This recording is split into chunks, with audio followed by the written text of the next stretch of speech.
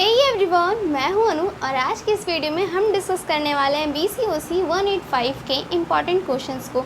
देखो, आपका जो लास्ट ब्लॉक है, ब्लॉक नंबर 4, उसमें आपकी 3 यूनिट्स है। 3 यूनिट्स में से देखो 2 यूनिट्स में क्वेश्चन पूछा जाता है। जो आपकी लास्ट यूनिट है उसका क्वेश्चन मोस्टली नहीं पूछा जाता है, तो इसलिए जो आपकी 2 यूनिट्स बची हुई हैं उस ब्लॉक में, उसके क्वेश्चंस को डिस्कस करेंगे। तो सबसे पहला टॉपिक आता है आपका फैमिली बिजनेस। देखो, फैमिली बिजनेस क्या होता है? फैमिली बिजनेस मतलब यहाँ पे कोई भी ऐसी एंटरप्राइज जो कि ओन की गई हो या फिर ऑपरेट की जा रही हो 2 या 2 से ज़्यादा फैमिली मेम्बर्स के थ्रू। ठीक है, मतलब कोई फैमिली है, उसके फैमिली मेम्बर्स मिलके किसी एंटरप्राइज़ को चला रहे हैं, ऑपरेट कर रहे हैं। ठीक है, उसको हम लोग बोलते हैं फैमिली बिजनेस। ठीक है, फैमिली बिजनेस आपका कितने टाइप्स का होता है ये भी पूछा जाता है कई बार। तो देखो, 3 टाइप का होता है आपका फैमिली बिजनेस। सबसे फर्स्ट आता है आपका family owned business. Family owned business में देखो, यहाँ पे जो फैमिली की ओनरशिप होती है वो सभी मेंबर्स के पास में होती है। ठीक है, और सेकंड टाइप का आता है आपका family owned and manage business. इसमें देखो क्या होता है, जो ओनरशिप होती है ना आपकी, वो किसी एक पर्सन के पास होती है, लेकिन फैमिली के जो बाकी मेम्बर्स हैं उनके पास में ये राइट होता है कि वो मैनेजमेंट में पार्टिसिपेट कर सके। ठीक है, कोई भी डिसीज़न लेना होता है, कोई भी काम करना होता है, तो वहाँ पे सारे मेंबर्स के ओपिनियन को लिया जाता है। ठीक है, थर्ड टाइप का आता है आपका family owned and led business. यहाँ पे देखो, जो फैमिली मेंबर हैं वहाँ पे देखो, जो एंटरप्राइज़ में ओनरशिप किसी एक ही इंसान के पास होती है, लेकिन यहाँ पे देखो, अगर एक इंसान यहाँ पे ओनरशिप ले रहा है एंटरप्राइज़ की, ठीक है, तो बाकी जो मेंबर्स होते हैं ना, उनमें से कोई एक बोर्ड ऑफ डायरेक्टर होना चाहिए, क्योंकि यहाँ पे एक मेंबर और दूसरे मेंबर्स जो हैं आपस में जो भी काम है एंटरप्राइज़ का, उसको काफ़ी ज़्यादा इन्फ्लुएंस करते हैं। ठीक है, तो ये आपका थर्ड टाइप का हो गया, टाइप्स ऑफ फैमिली बिजनेस। इसके बाद आपका देखो, नेक्स्ट जो क्वेश्चन पूछा जाता है इसी से, वो पूछते हैं कि एक फैमिली बिजनेस में कौन कौन से चैलेंजेस फेस करने होते हैं। ठीक है, फेस करते हैं यहाँ पे इंडिया में, ऐसे क्या चैलेंजेस या फिर क्या प्रॉब्लम्स कह सकते हो देखने को मिलती है फैमिली बिजनेस में। तो यहाँ पे देखो, अगर इसके अलावा ये पूछता है ना कि हम फैमिली बिजनेस में जो चैलेंजेस हैं उनको रिमूव करने के लिए क्या कर सकते हैं, तो ये जो पॉइंट्स लिखे हैं आप बोलोगे कि इन्हीं को हम हटा देंगे तो फैमिली बिजनेस काफ़ी अच्छा हो जाएगा। ठीक है, तो देखो, सबसे पहले क्या चैलेंज मिलता है यहाँ पे, सक्सेशन प्लानिंग। सक्सेशन प्लानिंग का मतलब होता है ना कि देखो, अगर कोई फैमिली बिजनेस है और वहाँ पे कोई एक पर्सन है जो कि अभी मतलब मेन लीड है, ठीक है, उसकी बात सारे मानते हैं फैमिली में, उसके पास मेन कंट्रोल है बिज़नेस का, तो फिर यहाँ पे देखो डिसाइड करना बहुत मुश्किल होता है कि जब उस इंसान की डेथ हो जाएगी या वो इंसेन हो जाएगा या वो छोड़ के जाना चाहेगा अपने उस एंटरप्राइज़ को, तो उसके बाद नया लीडर कौन बनेगा। ठीक है, यहाँ पे प्रॉपर प्लानिंग नहीं होती है, तो ये एक चैलेंज देखने को मिलता है। ठीक है, सेकंड आपका देखो, जो चैलेंज देखने को मिलता है फैमिली बिजनेस में, वो होता है लिमिटेड रिसोर्सेज। अब आपको पता है, कोई फैमिली अगर बिज़नेस करिए तो फैमिली में जितने मेंबर्स होंगे बस वही रहेंगे उस बिज़नेस में, तो यहाँ पे देखो लिमिटेड रिसोर्सेज होते हैं, क्योंकि जितने लोग हैं वो उतना ही तो रिसोर्सेज ला सकते हैं ना, बाहर से तो वो कहीं से नहीं ले सकते हैं, तो यहाँ पे लिमिटेड रिसोर्सेज होते हैं। सेम यहाँ पे देखो, थर्ड आपका पॉइंट आता है लिमिटेड टेक्नोलॉजी।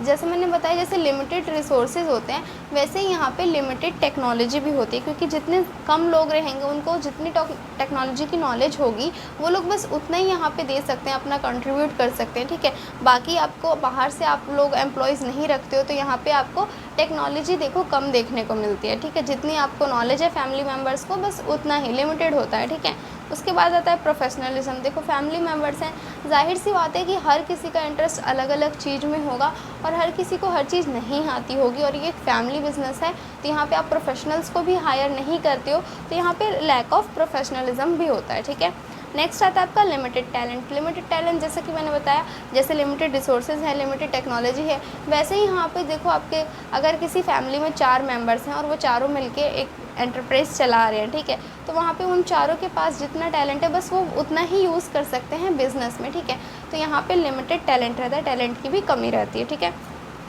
इसी के बाद देखो, इसमें से एक और टॉपिक पे क्वेश्चन पूछा जाता है फैमिली बिजनेस में से, कि फैमिली बिजनेस में कॉन्फ्लिक्ट्स किस किस बात को लेके होते हैं। ठीक है, कॉन्फ्लिक्ट्स मतलब यहाँ पे किस चीज़ के बारे में लड़ाई हो जाती है। कई बार फैमिली मेम्बर्स, आपको पता है आप लोग घर में भी रहते हो, आपस में भाई बहनों में लड़ाई हो जाती है, कई बार मम्मी पापा में हो जाती है। ठीक है, तो वैसे ही यहाँ पे जिस तरीके से फैमिली बिजनेस रन किया जाता है, तो आखिरकार वो हैं तो फैमिली के मेम्बर्स ही ना, तो यहाँ पे एंटरप्राइज़ को लेके कि क्या क्या यहाँ पे कॉन्फ्लिक्ट्स हो सकते हैं, वो क्वेश्चन भी पूछा जाता है, ठीक है। तो कॉन्फ्लिक्ट्स देखो यहाँ पे सबसे पहला सक्सेशन डिस्प्यूट, जैसे कि मैंने बताया कि नेक्स्ट लीड कौन बनेगा, नेक्स्ट लीडर कौन बनेगा, इस बात को लेके प्रॉपर प्लानिंग नहीं होती है। तो सपोज़ करो किसी पर्सन की, किसी मेंबर की अचानक से डेथ हो जाती है, ठीक है, और वो लीडर था।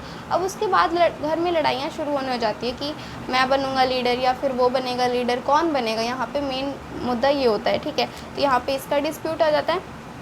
नेक्स्ट आपका देखो यहाँ पे कॉन्फ्लिक्ट देखने को मिलता है सिबलिंग रिवेलरी। सिबलिंग रिवेलरी मतलब यहाँ पे जो भाई बहन होते हैं, कज़न्स होते हैं या फिर आपस में, ठीक है, और वो फैमिली मेम्बर्स, मतलब वो उस एंटरप्राइज़ के मेंबर्स होते हैं, ठीक है। तो यहाँ पे उनके बीच में भी लड़ाइयाँ देखने को मिल जाती है। लड़ाई किसी भी वजह से हो सकती है, ठीक है, आपको पैसे के लेके हो सकती है, किसी भी काम को लेके हो सकती है, या फिर अपनी पर्सनल बातों को लेके भी लोग बिज़नेस में भी लड़ने लगते हैं, ठीक है। तो यहाँ पे वो भी देखने को मिलता है। नेक्स्ट आता है आपका डिसीजन मेकिंग। डिसीजन मेकिंग में भी देखो कॉन्फ्लिक्ट्स होते हैं, क्योंकि हर पर्सन का अपना अलग ओपिनियन होता है, ठीक है। अगर कोई देखो फैमिली मेम्बर है, वो कोई बात बोल रहा है, ठीक है, उस बात से 2 लोग एग्री करेंगे, 4 लोग डिसएग्री करेंगे, ठीक है, सबका अपना अपना पर्सनल पॉइंट ऑफ व्यू है। तो इसलिए डिसीजन मेकिंग में भी प्रॉब्लम देखने को मिलती है। नेक्स्ट आता है आपका जनरेशनल कॉन्फ्लिक्ट्स। जनरेशन कॉन्फ्लिक्ट्स का मतलब यहाँ पे देखो क्या होता है, फैमिली मेम्बर्स हैं, अगर देखो कोई पर्सन है, वो सबसे ओल्ड पर्सन अगर हम फैमिली का ले लें, ठीक है, वो मान लो पहले का है, काफ़ी उसकी एज है 70-60, ठीक है, कोई अभी नया बच्चा पैदा होता है, ठीक है, वो बाय डिफ़ॉल्ट वहाँ पे फैमिली बिजनेस में मेंबर बन जाता है, ठीक है। उसके बाद देखो जब वो बड़ा होएगा तो पहले की जनरेशन में और अभी की जनरेशन में बहुत ज़्यादा जनरेशन गैप देखने को मिलता है, ठीक है। काफ़ी ज़्यादा उनका पॉइंट ऑफ व्यू अलग होता है, सोचने की अलग अलग चीज़ें अलग अलग होती है, ठीक है। टेक्नोलॉजी में काफ़ी ज़्यादा डिफरेंस देखने को मिलता है, और भी कई सारी चीज़ें जहाँ पे देखो अगर ओल्ड जनरेशन है और न्यू जनरेशन है तो काफ़ी ज़्यादा फ़र्क देखने को मिलता है, ठीक है। तो उसकी वजह से भी यहाँ पे कॉन्फ्लिक्ट्स होते हैं।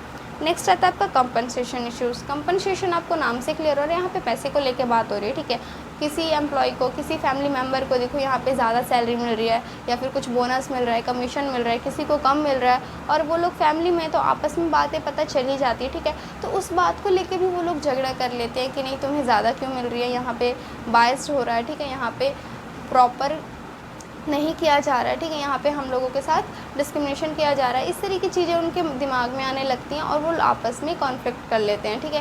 काफ़ी ज़्यादा यहाँ पे प्रॉब्लम देखने को मिलती है। तो ये सारे आपके देखो कॉन्फ्लिक्ट्स हो गए जो कि एक फैमिली बिजनेस में देखने को मिलते हैं, और इनका रीज़न क्या है, ठीक है। अगर पूछता है ना कि जो फैमिली बिजनेस में कॉन्फ्लिक्ट्स होते हैं उनके क्या रीज़न होते हैं, तो रीज़न पूछेगा तो आपको रीज़न बहुत सिंपल है, ठीक है। अपना पर्सनल इंटरेस्ट होता है, या फिर देखो जो फैमिली मेम्बर्स हैं वो एक ही साथ रहते हैं, रहते रहते जेलसी भी हो जाती है, ठीक है।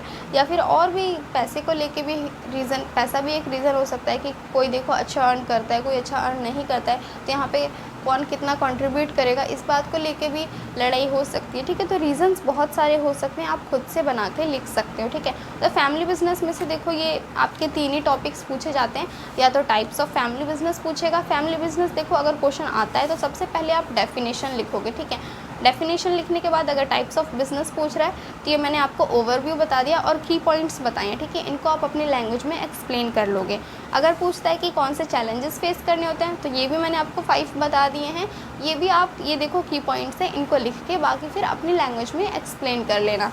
और कॉन्फ्लिक्ट्स भी मैंने बता दिए हैं, ठीक है। और पूछता है कि हम एक फैमिली बिजनेस को अच्छा कैसे बना सकते हैं, तो आप ये लिख दो कि हम इन कॉन्फ्लिक्ट्स को रिमूव कर सकते हैं जो भी मैंने बताए हैं, और या फिर ये जो चैलेंजेस मैंने बताए हैं इन सबको अगर हम हटा दें तो एक फैमिली बिजनेस काफ़ी अच्छा चल सकता है, ठीक है। तो फैमिली बिजनेस का यही क्वेश्चन बनता है, और मोस्टली एग्ज़ाम में फैमिली बिजनेस का क्वेश्चन पूछा जाता है। तो वीडियो को बिल्कुल भी स्किप मत करना, बिल्कुल ध्यान से देखना, ठीक है। इसके बाद देखो आपकी जो नेक्स्ट यूनिट आती है ना, वो आती है MSME वाली, मतलब माइक्रो स्मॉल मीडियम एंटरप्राइजेज़। ये तो आप लोगों को पता है, बहुत पहले से पढ़ते आ रहे हो क्या होती हैं, ठीक है। लेकिन फिर भी मैं आपको एक बार बता देती हूँ। देखो माइक्रो एंटरप्राइज़ क्या होती है।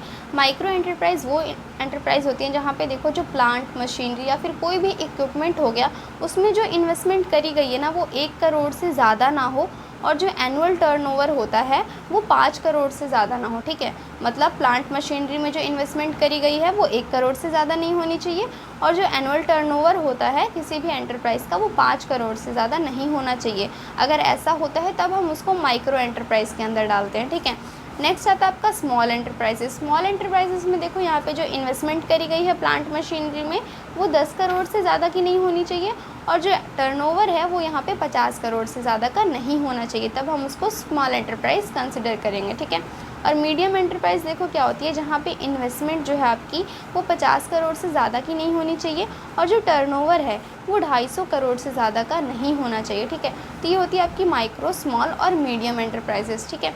एंटरप्राइज़ आप लोगों को पता है, अपने आसपास भी आपने देखा होगा कई ऐसे छोटे छोटे बिजनेसेस चल रहे होते हैं जो कि इतने ज़्यादा लार्ज स्केल पे नहीं चल रहे होते हैं, बस वो लोग अपना प्रॉफिट कमाते हैं एक बेसिक सा, ठीक है। और वहाँ पे ज़्यादा एम्प्लॉयज़ भी आपको देखने को नहीं मिलेंगे, ठीक है। आपने अपने आसपास बहुत सारे लोगों को देखा होगा जो अपना छोटा मोटा बिजनेस रन करते हैं, ठीक है। तो वो इसी में आता है, माइक्रो में या फिर स्मॉल में या फिर मीडियम एंटरप्राइजेज़ में, ठीक है।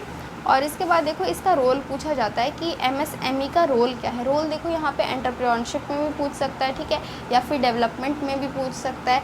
कई सारी जगहों पे ना इसका रोल पूछा जाता है कि क्या रोल प्ले करता है आपका माइक्रो, स्मॉल और मीडियम एंटरप्राइजेज़ जो हैं, ठीक है।